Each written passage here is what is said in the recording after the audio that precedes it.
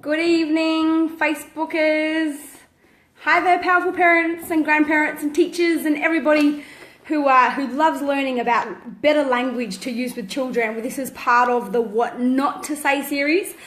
My apologies for being a bit late. You know what? I'm not sorry that I'm late tonight. We're about 15 minutes late on this live broadcast tonight. But I'm not sorry for that, I have to be honest with you, because I haven't seen my beautiful little babies for the last week, and we enjoyed each other too much tonight, so we ended up going to bed very late, and they've only just gone to bed now. So, not like us in the noon in our household. But hey there, Kayleen. Hey there, Miss Lisa. Hello, hello, hello. Hello there, Si. You both got your phones going. Hey there, Eva. Hey, Rachel. Awesome. Okay, there's heaps of you on, so let's get started straight away. This is part of the What Not to Say series, and tonight we're covering comments that we make like, that's terrible, that's awful, that's disgusting, that's so disappointing, or that's, whatever it might be that we say that sometimes they deserve, but the effects of the words can do more damage than we think. So I just want to bring your attention to how to give them criticism, because we don't want to raise children that are too precious. We want to raise children consciously, and consciously means we're preparing you for life. We're preparing you to handle the world without me. And the world is full of criticism, and the world is full of judgment. So we definitely don't want to raise children as conscious parents who can't take criticism, who don't know how to handle it. In fact, one of my personal beliefs is you can use criticism to build their self-esteem. And, if you can give them the feelings, of being criticized often enough, they get so much practice at handling those emotions that they end up learning how to handle them like a boss. And life turns out well for them, because think about it. Most of us as adults that get thrown off track or that don't try some new ideas. Thank you, Rach. Yes, I got some new hair today. My hairdresser's on this line, actually, Lisa. Nothing like a good change, huh? So we want them to be able to handle it. Life is full of criticism. Life is full of judgments, and typically for us as adults, the one thing, and I coach so many people that really, the bottom line of it all, underneath all the baggage, is they need to learn how to be able to handle judgment, how to not take it personally, and how to convert the words that someone says in their mind and hear what they intended to say, not what they did say. And that's a lot of the coaching that I give to people. They get treated this way or get treated that way, and that hurts, and that adds to the baggage, and that builds resentment and all these kind of things. And so part of that process is learning how to handle criticism and how to convert the language of criticism into a language that you don't take personally inside yourself. Because the way some people say it, we have to look beyond the words and their ability to know what to say and see their intentions in what they tried to say. So let me explain this. For those of you who have followed me for a while, you've heard me talk about how to give effective praise. And the principles around effective praise and how to build their self-esteem are exactly the same as the principles in how to give effective criticism, okay? So when we use evaluative praise or evaluative criticism, we kind of get it wrong, okay? Evaluative means I pass my opinion on you. I pass my judgment on you. But we're evaluating the person. And what we want to do with criticism is the key fundamental here is to always focus on the deed, not the doer. That's what you always want to have in your mind. How do I separate the action or the behavior or the outcome from the person themselves? So saying that's terrible, that's awful, that's disgusting, that's this or that's bad, that's ugly, that's evaluative criticism. Just the same as, oh wow, that's awesome, oh fantastic, oh that's great. That's evaluative praise. We evaluate their behavior based on our own opinion and our own judgment of it. But that doesn't give the child any useful information when it comes to criticism, okay? Same as praise. We don't want them to rely on the praise as to get a little hit, like a little drug that they become addicted to. We want them to internalize the praise. Well, with criticism, we want them to evaluate their own behavior. Remember, giving effective praise is all about leaving room for the person to give themselves the praise. And it's the same with criticism. So we want to address the deed, not the doer, the behavior, not the person. Passing your judgment, doesn't help them with how to fix it next time. It doesn't help them to solve a problem. It doesn't help them to know what to do to be able to make that better. So what you want to do is exactly the same principle as with praise. So with praise, remember, there's three kinds. There's evaluative praise, which we don't want to use. We don't want to evaluate.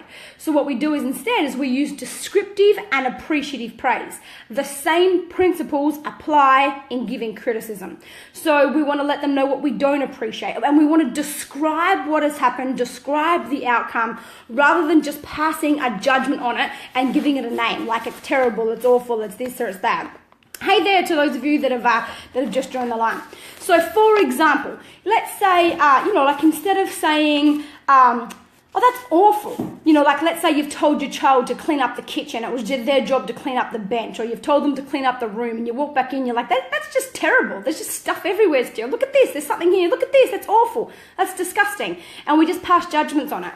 But it doesn't let them know, what do I do next? So how you do that, in your mind as a parent or a teacher, you've got to describe, okay? For example, cleaning up includes making sure the benches have nothing on them. I can see stuff all over that bench. So you've just said, I'm describing what I'm seeing. This does not meet my standard. This is not okay. But we don't want to criticize the person by giving it a label. That's terrible. That's awful. That takes it as though we're saying they are. So, for example, so we want to break it down to the behavior. What's not good about it? What is awful about it? What is terrible about it? Let's say you've told them to sweep up or something, and they haven't done a good job. Instead of saying that's bloody terrible, what you do is you go and you lift up some stuff off the ground. You say, there is dirt still on the ground. There's dirt still here. I'm not sure if you moved these boxes. It doesn't look to me that you did, because I can still see dirt there. Please make sure it's all cleaned up. So now it gives them an instruction. It gives them useful information that they can use to then go ahead and to meet your standard. But at the same time, we're letting you know that's not good enough, and I'm not accepting that from you, and that's far below what I expect from you, and it's not okay. But we're not doing it with an attack at the person. So a few examples, I just made a few little notes that we can use. And look, even for those of you who work with other adults, this works in that regard too. So, for example, it might be, I don't like cleaning up the sink when I get home. I'd appreciate it if the brushes are cleaned and put away next time. So we let them know what we don't appreciate, and we describe what we've seen. The brushes weren't put away. Whatever it might be that whatever rule you have in your household. It could be, I'd appreciate the glasses being put in the dishwasher rather than being left on the sink. Rather than, this is just disgusting. You guys always leave this for me, and now they feel it's a personal attack to them. I like it best when you leave the lounge room the way you found it. Books belong on the shelf, toys belong in the box. So you haven't just gone, this is awful, this is terrible. We've now described what we see, and then you can give them a time frame. I'll be back in 2 minutes to just check to make sure that that's all where it's supposed to be. And then you walk out and you let them feel you. They don't need to hear you so much. You don't need to get aggressive and start attacking and say that's terrible and how bad of a job they did, because they take that as a personal attack. And all a personal attack does, so criticism, the child hears evaluative praise as a personal criticism, and they do take it personally. So we just need to change from evaluating to appreciative and descriptive criticism rather than praise. So what happens is, because they believe otherwise, it's directly aimed at them. It's directly aimed at who they are and how we see them as a person, not their behavior in this one circumstance, not their effort in this one circumstance. And all that does is build resentment, resistance, and defensiveness. That's all that does. So if you want to have a closer relationship with the child and still be able to give them criticism, we don't want to raise precious children that can't handle how the world works. And like I said earlier, it's full of criticism. So go ahead and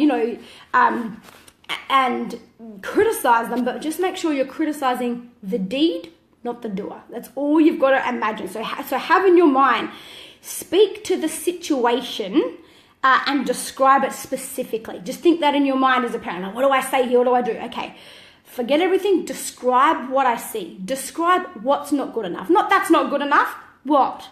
What is it? There's still marks on the bench. There's still dirt on the floor. This room is not how you found it. It could be like, if for those of you with older children, let's say they use your car or something. Instead of just telling them, how bad they are, as in like, you forgot to put petrol in the car. which now you've just told them how bad they are because they didn't put petrol in the car. You just change that sentence to, the petrol is below the level that we agreed upon. I need that up to where we agreed by tomorrow morning. So you've let them know that they then evaluate themselves. They go, oh shit, I forgot. Oh gosh, yeah, I haven't got away with that. It could be, you've told them to go out and clean up the backyard, and it's like, there's grass all over the back patio. It needs to be swept up. And that's it. So you're describing what you see. If you were to say to a child, even like for those of you that are school teachers, let me give you an example, because I know a lot of school teachers, have been following lately, and I appreciate everything you're sending through to me. And yes, I'd love to come to your schools and talk and all those kind of things. And I do appreciate all the contact you've given me. But let me give an example to a school teacher. If let's say a kid walks in late, instead of going, you're late, they feel it's an attack on me. I'm late. It's all about me as a person, rather than could be something like, class started 10 minutes ago. And so by default, you've said you're late, but you haven't given it to them in a way that they take, hey there everyone, that they take as that's a poor effort type thing. So,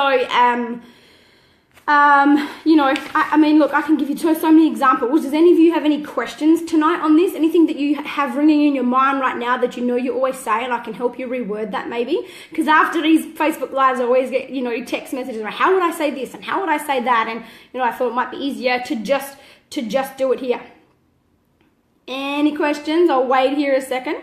Just remember, we're separating the deed from the doer, all right? No questions? You guys are good. Yeah? But you know what? Being late is just on my mind at the moment for those of you that are school teachers, for those of you who deal with employees. I saw a child get in some real trouble for being a bit late the other day. And you've got to remember, most of the time it's not the kid's fault. In our family, it'll be my fault if we're late, to be honest. And so, so just describe what you see. Class started 15 minutes ago, or, recess finished 5 minutes ago. Which basically says you're late, you're 5 minutes late, you're 15 minutes late, but you've addressed you've described the situation rather than attacking the person. So that's all my message is tonight. If you don't have any questions, then that's totally fine. We can leave that here. As a parent, just have in your mind, speak to the situation. How do I speak to the situation, not to the person? How do I describe what I see here? Rather than using evaluative words. Whenever you use it's terrible, that's useless, that's awful, that's ugly, that's disgusting, you're evaluating the person rather than the effort itself. So it's the same principles as praise, but when it comes to criticism. And please, you want to raise children, you don't think about the child you want to raise. You've got to think about the kind of adult you want to raise. You cannot raise, for example, a confident, outspoken, I know what I want kind of adult that goes out there and gets what they want without giving them permission to argue with you and speak up during their childhood. A child that's not allowed to speak up, that's not allowed to have their own opinion, that gets put down for having one, is never going to be a confident, outspoken, I'm going to go get what I want kind of adult. So you've got to think about this. You're not raising a child, you're raising an adult. So what kind of adult do you want? Think about the problems you have in your life and go, what can I do as a parent to create an environment where my child doesn't have this problem? I have a problem speaking up. I have a problem taking criticism. I get so offended. I feel so judged. I just feel so small to the point where I'm too scared to say my own ideas in case I'm criticized for it, to stand in my own truth in case I'm judged for it, etc., etc. So think about that about your life and go, okay, how do I then give my child, make it feel safe for them to get so much practice at that? Because then we also teach your children that when somebody says to you, it's what I've taught my girls, when somebody says to you, that's terrible, that's awful, that's disgusting, I tell them, you've got to understand, most people aren't like you girls. Most people don't know how the mind works. All they know is what got taught to them. And that was a little program that got downloaded to their brain. They're not really saying you're terrible. They're not really saying you're awful. You need to take that language, convert it in your own mind, and know what they're really trying to say that person just doesn't know how to say. What they're saying is, that effort isn't good enough. I expect more from you because I know you can do better. When your teacher, like Miami cried just recently when she was at swimming lessons, and her teacher was, telling her, Miami, what did I say? Did I say to do this with your arm? No, what did I say? I said to do this, didn't I? And, Miami felt it very much as an attack. And I said, darling, you've got to understand what your teacher's saying is, Miami, I believe in you. I know that you know how to do this. I believe in you and I want to see what I know you're capable of.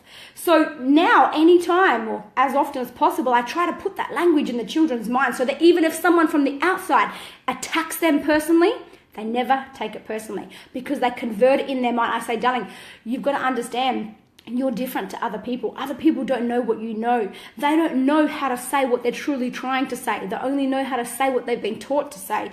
You've got to convert that in your mind and see that person go, wow, I feel sorry for you that you have to talk to me like that you don't know how to really say what you're trying to say, because I know it's not your intentions to really hurt my feelings right here.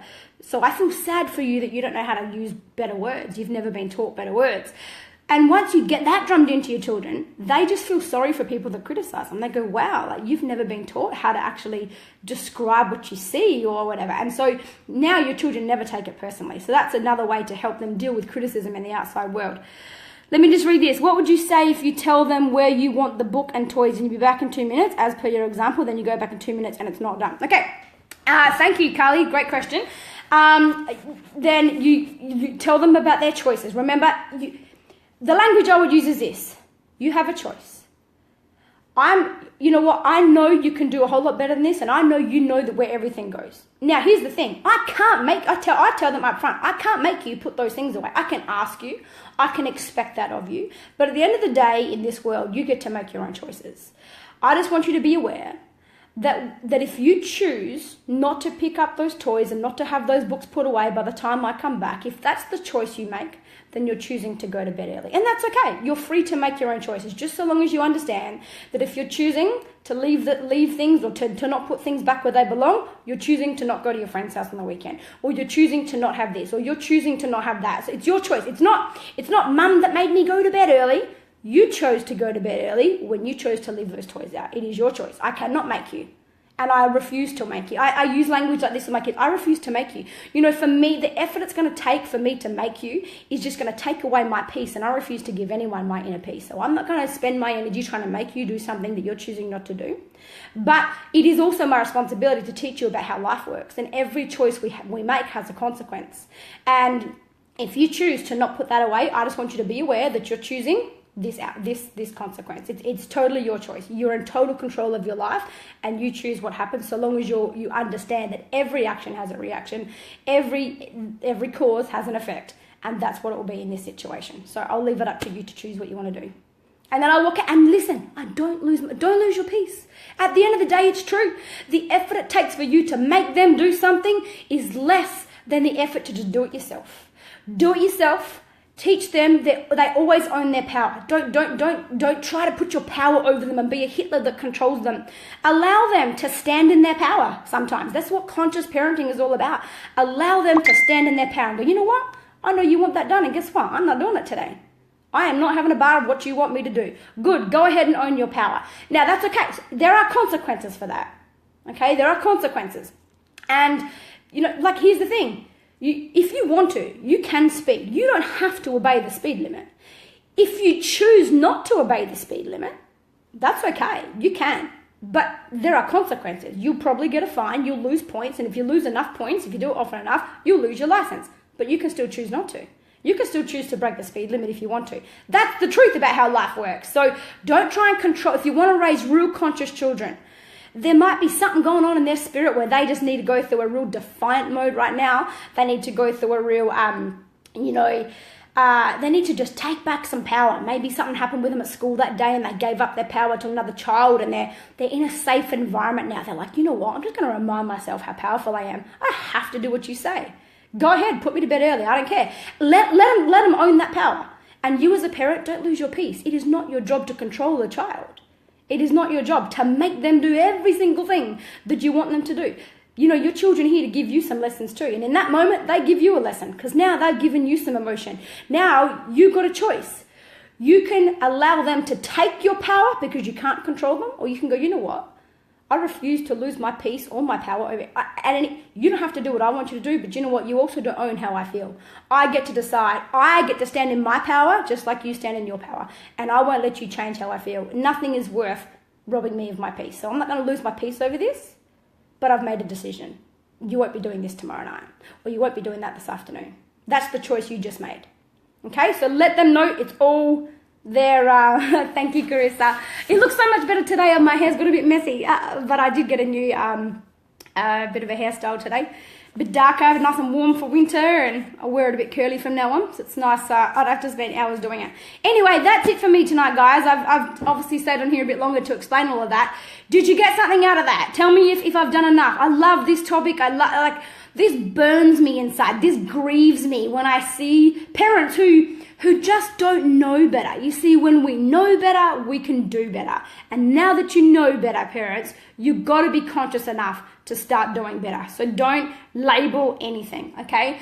Tell me, hit your love button or hit your like button if you really have got something out of this. Please, I want some feedback to know, because there's so many topics on what not to say that I could cover over the next couple of weeks, and it's good to know what it is that you connect with the most. Thank you, Joy. You have to go back and watch what you just missed, because I talked about what to say as a teacher. All right, good. If you got something out of it, then that's it for me. Okay, so that's how we criticize. Go ahead, give them criticism. Give them so much criticism, not that attacks them, but that addresses their behavior. Okay. Let me give you a couple more examples before we leave. Okay, just around some things to make it easy for you, because sometimes it's hard to describe a situation. So remember, just use the word "I'd appreciate it if." Okay, that's another line you can use as a parent as well. You know, it could be, I don't know, instead of saying this room is a mess, I'd appreciate if things were cleaned up after you use them. Okay. It could be, let's say, for example, I tell you one, this annoys the hell out of me, so I'm sure you'll all get something out of this. Your kids interrupt you. You're trying to talk to whoever it might be, another child or adult or whatever, and they interrupt you or they butt in or whatever. And instead of saying, that's so rude, or stop being so inconsiderate, or whatever, and we use evaluative criticism, what we do is we say, you know what, I don't enjoy being interrupted. What I'd appreciate is if you wait until you hear me stop before you say a word. Okay, so we haven't just gone, you're so bad, how rude of you, what a bad person you are, as if you'd do that to me, that's so terrible, that's so disrespectful. We don't use that language. We say, I don't appreciate being interrupted. I like to finish speaking when it's my turn to talk.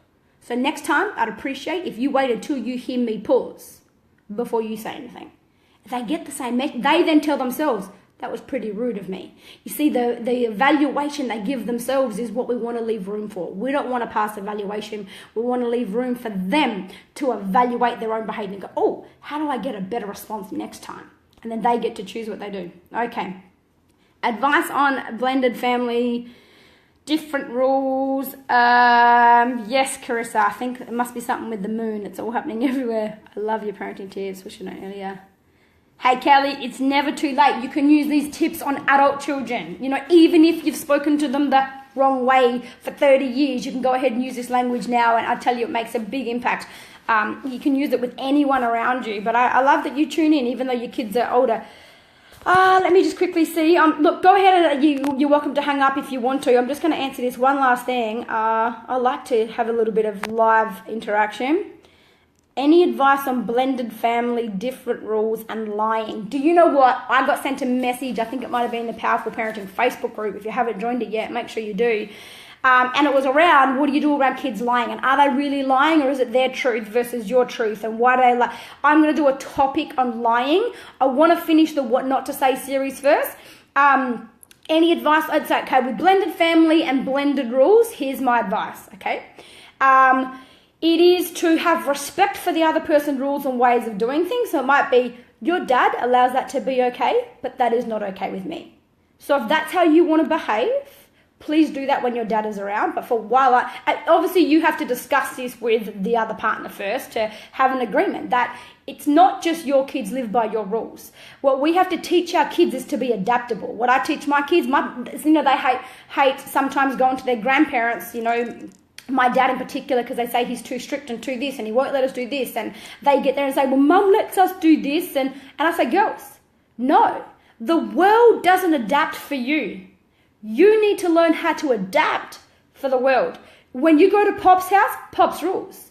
And yet, some of them, I don't agree with some of them, but do you know what? When you're with Pop, it's his environment, and it's his rules. And you can't want the world to make things easy for you, because you will never feel settled in life if that's what you're looking for. What I want to teach you girls to do is to be able to go to any scenario whatsoever, any environment whatsoever, even if you hate their rules, even if you think they're mean, even if you think they're too soft, and I want you to be the one that can adapt to that, because that's the only way you'll cruise through life, and that's the only way you'll handle things, and that's the only way that you'll keep your peace no matter how you get treated. So no, that's the deal. So my personal belief is that there might be some rules where you agree with the partner, no, I'm going to let my child do that and I want you to do that too. And they go, okay, well, I'll let your child off that, but my child's not allowed to do that if you're in a blended family. And so there might be a couple of areas where, that's you have to respect the other parent and go, no, I can't let you do that, because you know what, me and your dad made an agreement. He doesn't like you behaving that way. And so right now I'm going to honor my relationship and my commitment to him, and I'm going to make sure that that behavior now stops. And if you choose to do that again, you're choosing to go to your bedroom. Okay. But my personal belief is that whoever's running the household at that time, if the other partner's not home, it goes by that person's rule. And the kids need to learn how to be adaptable, not in a controlling way. And if you use this language, you don't personally attack the children. They'll never perceive it that way. And so, yeah, you need to, really get those lines discussed between you, okay? Different rules, so, hey, you're allowed to do that in his presence, but not in my presence. Or, I know that choice is allowed elsewhere, but it's not allowed around me. Or, I won't tolerate swearing. I'm sorry. I know that you're allowed to do it when your dad's around, but that's not okay with me. And so if you choose to swear again, you're choosing this. So that's my personal belief. But obviously you can do whatever works in your family. But I think that raises conscious children. We don't want to make the adults adjust to the child as much as in a loving, caring way, not in a bullying, controlling, Hitler little way. No, well, I'm in charge now, he's not home, so do as I say. No, not like that. The child will fear you. The child will hate you. You'll build more resentment. They'll even hate the dad for being with you if you do it that way, okay? So this is probably another whole topic, blended families. Wow, what a great topic. You know what? I'm going to cover that. Let me finish this and let's do a topic on blended families and so many issues around blended families. I might even do a post in the Powerful Parenting Facebook group, and I'll get you all to send in what your issues are in your blended families. And that's a topic that I can relate to now. A year ago, I would have responded differently probably, which is probably why the topic never came up until now. Okay, let me just finish. Yeah, that's right, Lise. Yeah. Ideally, get on the same page if you can, but at the same time, sometimes you just won't be on the same page, so you at least need to have respect. You don't have to agree, you just have to honor each other. Make that your goal. I don't have to agree with you, but I have to honor you. There are some areas where we've agreed, it's your rules there, and it's my rules here. And other times it works out. So you definitely need to have those discussions. I have my 3 full-time and then 5 reformer. He's harder on mine, and his have no discipline. And I love you. Oh, thank you, Nick. That's so beautiful. Let's cover blended families, okay, on a whole topic. I could do half an hour just on that. This has been a bit long tonight. I don't like it being this long, but thank you for your interaction. I appreciate every one of you, and I love your questions. I might even do, instead of waiting till next week, do you know what? This blended families thing is sitting heavy on my spirit right now. And the topic of lying. Instead of waiting for 3 or 4 weeks for, this whole series to finish, I might just do a bit of an ad hoc random tomorrow or Thursday in the Powerful Parenting Facebook group. And rather than just doing the Facebook Lives on Tuesday nights, I might start doing, some additional stuff in that group. So make sure you're part of that group to get access to that, because I won't do it on my public page, okay? As I always say, guys, this kind of parenting takes courage. It takes courage to be aware of yourself. It takes courage to go, oh, geez, I stuffed up. How do I do that better? It does. It takes courage to even be open to the fact that you need to make some changes. And so please don't leave here the same person you were when you got here. As you depart from here tonight, depart from here with courage. The courage to believe in a better way. The courage to voice what you've got to say. The courage to thrive when times are tough. And above all else, the courage to know you are good enough. Good night, everyone. Yes, lying, Marianne. I will cover that. See ya.